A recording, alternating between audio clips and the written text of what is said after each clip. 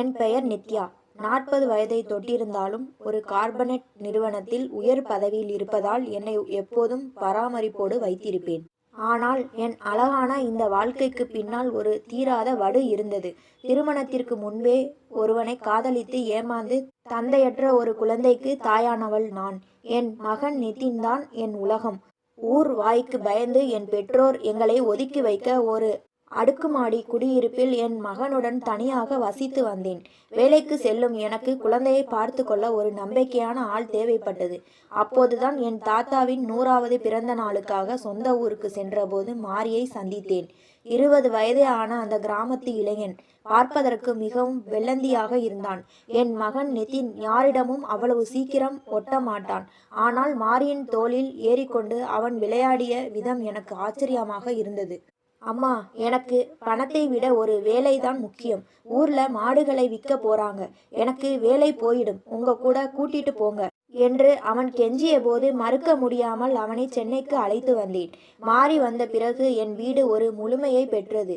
அவன் வேலைக்காரனாக இல்லாமல் என் மகனுக்கு ஒரு அண்ணனைப் போலவும் எனக்கு ஒரு வலது கரமாகவும் இருந்தான். 1 மாதம் கழிந்தது. ஒரு நாள் விடுமுறையில் அவனை ஒரு பெரிய மாலுக்கு அழைத்து சென்றேன். அவனுக்கு பிடித்த ஆடைகளை எடுத்து கொடுத்து அவனது சிகை அலங்காரத்தை மாற்ற சொன்னேன். சலூனில் இருந்து வெளியே வந்த மாரியை பார்த்து நான் ஒரு நிமிடம் இமைக்க மறந்து நின்றேன். அழுக்கு சட்டையிலும் கலைந்த தலைமுடியிலும் பார்த்த மாரி எங்கே இப்போது என் முன்னால் ஒரு மாடர்ன் அழகனைப் போல கம்பீரமாக நின்றான். அவன் 20 வயது இளைஞனாக தெரியவில்லை. ஒரு முதிர்ந்த ஆணின் தேஜஸ் அவன் முகத்தில் தெரிந்தது. அன்று மாலை வீட்டுக்கு வந்தபோது மாரி என் கைகளை பிடித்து கொண்டான். அம்மா, என்னையே எனக்கு அடையாளம் காட்டினது நீங்கதான். இந்த மாரி உங்களை உசிரை கொடுத்து காப்பாற்றுவான் என்றான். அவன் கண்கள் பேசிய மொழி எனக்கு புரியவில்லை. ஆனால் அந்த பார்வையில் ஒரு காந்த சக்தி இருந்தது. ஒரு நாள் காலை அலுவலகம் கிளம்பும் போது நிதினை கொஞ்சம் முயன்றேன். அவன் மாரியின் கைகளில் இருந்தான். நான் நிதினுக்கு முத்தம் கொடுக்க போன நேரம் அவன் தலையை திருப்ப எதிர்பாராமல் என் இதழ்கள் மாரியின் கன்னத்தில் படிந்தன. சட்டென்று அதிர்ந்து போய் விலகினேன். மாரியின் முகம் சிவந்தது. மன்னிச்சிடு மாரி என்று பதறியபடி அங்கிருந்து ஓடினேன். அன்று முழுவதும் அலுவலகத்தில் என் மனம் வேலையில் ஓடவில்லை. அவன் கன்னத்தில் பட்ட என் இதழ்களின் ஈரம் என் இதயத்திற்குள் ஏதோ ஒரு புது ரணத்தை இல்லை, ஒரு புது சுகத்தை ஏற்படுத்தி இருந்தது. அன்று இரவு எனக்கு கடுமையான ஒற்றை தலைவலி. மாத்திரை போட்டு வலி குறையாமல் தலையை பிடித்து கொண்டு அமர்ந்திருந்தேன். மாரி என் அறைக்குள் வந்தான். மெதுவாக என் அருகே அமர்ந்து தன் வலிமையான கைகளால் தன் தலையை வருடிவிட்டான். அவனது விரல்கள் பட்ட இடத்தில் ஒரு மந்திரம் இருந்தது. அவன் மடியில் தலை சாய்த்து நான் அறியாமலேயே உறங்கி போனேன். அடுத்த நாள் அலுவலகத்தில் ஒரு பாரம்பரிய திருவிழா. நான் ஒரு அழகான பட்டு பாவாடை சட்டையும் தாவணியும் அணிந்திருந்தேன். ஆனால் பின்னால் ரவிக்கையின் முடிச்சை போட எனக்கு சிரமமாக இருந்தது. வேறு வழியின்றி மாரியை அழைத்தேன். அவன் உள்ளே வந்தான். அவனது விரல்கள் என் முதுகில் பட்டபோது என் உடலில் ஒரு மின்னல் பாய்ந்தது. 20 வயது பையன்தானே என்று நினைத்த எனக்கு அவன் தொடுதலில் இருந்த அந்த ஆண்மையின் வேகம் ஆச்சரியத்தை தந்தது. முடிச்சு போட்டு முடித்தவன் கையில் மையுடன் வந்து என் காதுக்கு பின்னால் ஒரு திருஷ்டி போட்டு வைத்தான். அம்மா, இன்னைக்கு நீங்க தேவதை மாதிரி இருக்கீங்க. யாரு கண்ணும் பற்றக்கூடாது என்று அவன் கிசுகிசுத்த போது என் உடல் சிலிர்த்தது. அன்று இரவு என் தோழி ரம்யாவும் அவளது காதலன் கௌதமும் என் வீட்டிற்கு வந்தனர். கௌதம் கொஞ்சம் குடித்துவிட்டு எல்லை மீறி பேசினான்.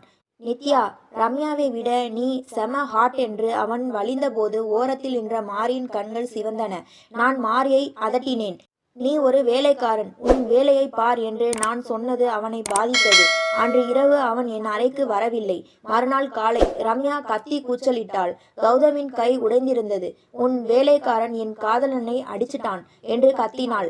ஆனால் மாரி அமைதியாக, அம்மா, அவர் போதையில விழுந்துட்டாரு என்றான். அவன் பொய் சொல்கிறான் என்று எனக்கு தெரியும். ஆனால் அவன் அதை எனக்காகத்தான் செய்தான் என்பதும் புரிந்தது. அவர்கள் சென்ற பிறகு என் மனம் ஒரு நிலையில் இல்லை. நான் குளித்துவிட்டு வந்த மாரியை பார்க்க அவன் அறைக்கு சென்றேன். கதவை திறந்த நான் அப்படியே உறைந்து நின்றேன்.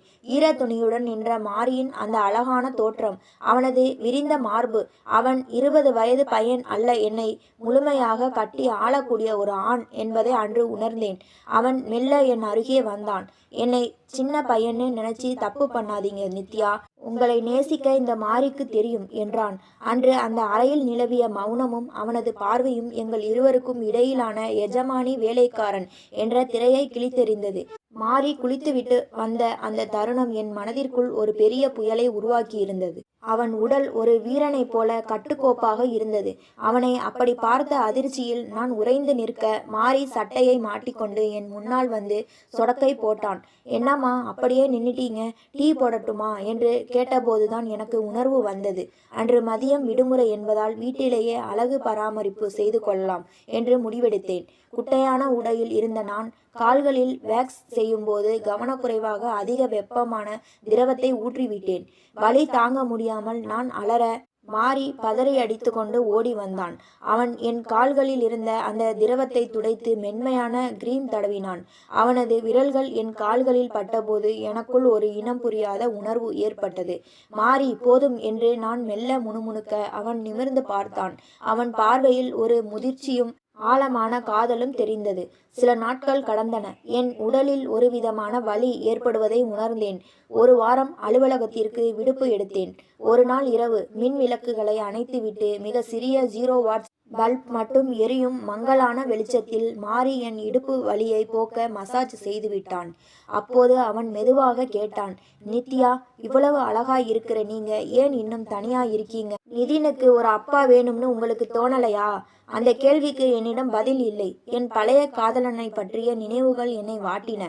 அன்று இரவு என் முன்னாள் காதலனின் நினைவு நாள். அவன் என்னை ஏமாற்றியது, என் கர்ப்பத்தை ஏற்க மறுத்தது என அனைத்தும் ஞாபகம் வர நான் தேம்பி தேம்பி அழுதேன். மாரி என் அறைக்குள் வந்து என்னை அப்படியே அணைத்து தேற்றினான். நித்யா, நான் உன் கூட இருக்கேன் என்றான். அன்று இரவு ஒரு பலவீனமான தருணத்தில் நான் அவனை இறுக கட்டி அணைத்து கொண்டேன். அவன் என் கண்ணீரை துடைத்து கொண்டே இருந்தான். மறுநாள் என் தோழி ரம்யா என்னை சந்திக்க வந்தாள். அவள் மாரியை ஒரு மாதிரி வெறுப்பாக பார்த்துவிட்டு என்னிடம் ஒரு வீடியோவை காட்டினாள். அதில் மாரி ரம்யாவின் காதலன் கௌதமை அடிக்கும் காட்சி பதிவாகி இருந்தது. அன்று இரவு நான் மாரியை கவனித்தேன். அவன் ரகசியமாக என் மொபைலை எடுத்து பார்ப்பதையும் நான் குடிக்கும் தண்ணீரில் ஏதோ ஒரு மாத்திரையை கலப்பதையும் கண்டேன். நான் ஆத்திரத்துடன் மின் விளக்கை போட்டேன். மாரி, என்ன தைரியம் உனக்கு? என் மொபைலை திருடுறது மட்டுமில்லாம எனக்கு மயக்க மருந்து கொடுப்பியா? நீ கௌதமை அடிச்ச வீடியோவும் என்கிட்ட இருக்கு. இப்போவே கிளம்பு என் வீட்டை விட்டு என்று கத்தினேன். மாரி அமைதியாக நின்றான். அவன் முகத்தில் பயமில்லை, ஒரு தெளிவு இருந்தது. நித்யா, நான் உனக்கு மயக்க மருந்து கொடுத்தது நிஜம்தான். ஆனா அது உன்னை தவறா பயன்படுத்த இல்ல, உன்னை காப்பாத்த என்றான். நான் அதிர்ச்சியுடன் பார்த்தேன். உன் பழைய காதலன் உன்னை திரும்பவும் சந்திக்க திட்டமிட்டிருக்கிறான். அவன் உன் வீட்டுக்கே வரப்போறதா போன்ல பேசுனதை கேட்டேன். அவன் ஏன் வரான் தெரியுமா? அவன் மனைவிக்கு குழந்தை இல்லை. அதனால் உன் மகன் நிதினை உன்கிட்ட இருந்து பிடுங்கிட்டு போக அவன் பிளான் பண்ணியிருக்கான். அவன் உன்னை திரும்பவும் ஏமாத்த பார்க்கிறான் என்று மாறி சொன்ன தகவல்கள் என்னை நிலைகுலிய வைத்தன. சரி, இதெல்லாம் உனக்கு எப்படி தெரியும்? நீ ஒரு சாதாரண வேலைக்காரன் தானே என்று கேட்டேன். அவன் சிரித்தான். நித்யா, என் பேரு மாறி இல்லை, விக்ரம். நான் 20 வயது பையனும் இல்லை. எனக்கு 30 வயசாகுது. நான் ஒரு மென்பொருள் பொறியாளர். உன் தாத்தா என் அப்பாவோட நெருங்கிய நண்பர். உன் கஷ்டங்களை பத்தி உன் தாத்தா என்கிட்ட சொல்லி வருத்தப்பட்டார். உன் புகைப்படத்தை பார்த்ததுமே எனக்கு உன் மேல ஒரு ஈர்ப்பு வந்துருச்சு. ஆனா நீ யாரையும் நம்ப மாட்டேன்னு தெரிஞ்சதுனாலதான் இப்படி ஒரு வேஷத்துல உன் வீட்டுக்கு வேலைக்கு வந்தேன். உன் பாதுகாப்பே எனக்கு முக்கியம் என்றான். உண்மையை உணர்ந்தபோது என் கண்கள் கலங்கின. எனக்காக ஒருவன் இவ்வளவு தூரம் மெனக்கெட்டு என் குழந்தையையும் என்னையும் காக்க துணையாக நின்றதை நினைத்து மெய் சிலிர்த்தேன். இன்று நான் விக்ரமுடன் மகிழ்ச்சியாக வாழ்கிறேன். ஏமாற்றும் காதலுக்கு மத்தியில் உண்மையான அன்பு எந்த உருவத்திலும் வரும் என்பதற்கு விக்ரமே சாட்சி. என் மகன் நிதினுக்கு அவன் இப்போது ஒரு சிறந்த தந்தை, எனக்கு ஒரு அன்பான கணவன். விக்ரம் சொன்ன உண்மைகளை கேட்ட எனக்கு தலை சுற்றியது. இவ்வளவு நாள் ஒரு அந்நியனைப் போல நினைத்தவன் என் வாழ்வில் ஒவ்வொரு நொடியையும் செதுக்கி இருக்கிறான் என்பதை நம்பவே முடியவில்லை. ஏன் விக்ரம், ஏன் இவ்வளவு பெரிய நாடகம் என்று தழுதழுத்த குரலில் கேட்டேன்.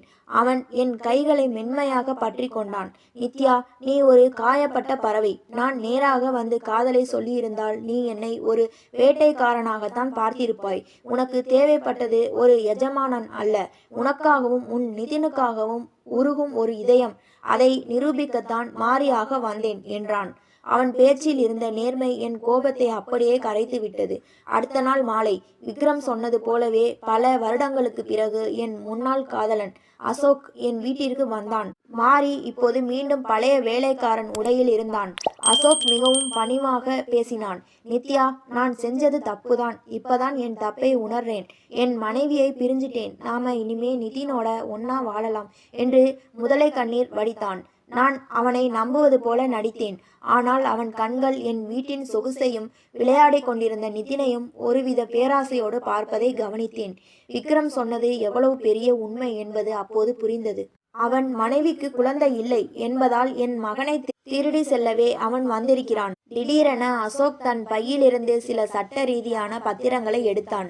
நித்யா, நிதின் என்னோட வாரிசுங்கிறதுக்கு என்கிட்ட ஆதாரங்கள் இருக்கு.